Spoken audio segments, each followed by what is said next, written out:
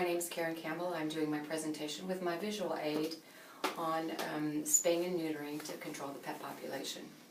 According to the May 2013 article in the Humane Society of the United States, it is the only 100% way to control the pet population.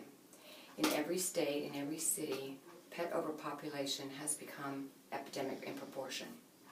We're all familiar with the term euthanasia.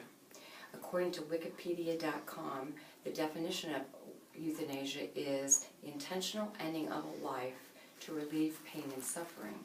Unfortunately, the majority of the dogs and cats in our shelters today are not euthanized because of pain and suffering, but they're killed due to overpopulation and overcrowded conditions.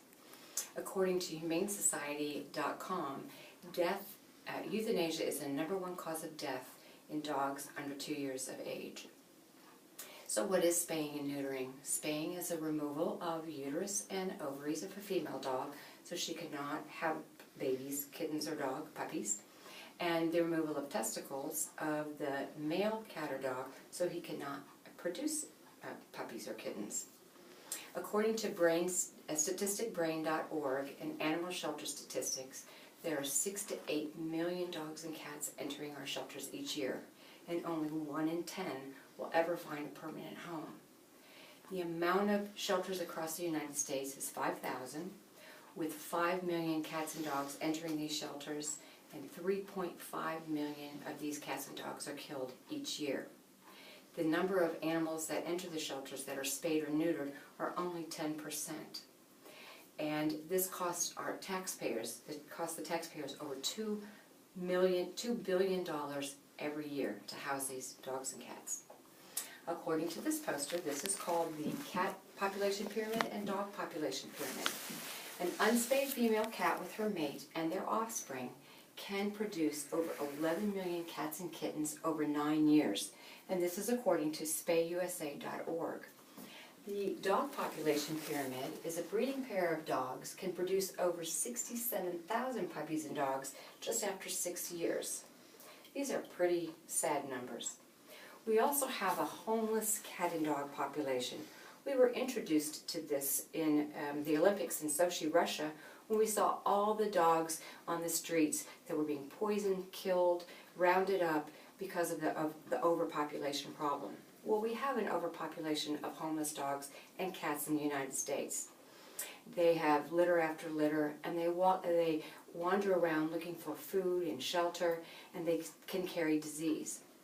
Professor Hassan Aderos wrote in his article, Monitoring and Control of Dog Population, that it is one of the most important and effective tools for the prevention of rabies to man and animals. There are nearly 4 million people still receiving post-rabies treatment, even in developed countries today. There are many health and behavior benefits of spaying and neutering your dog.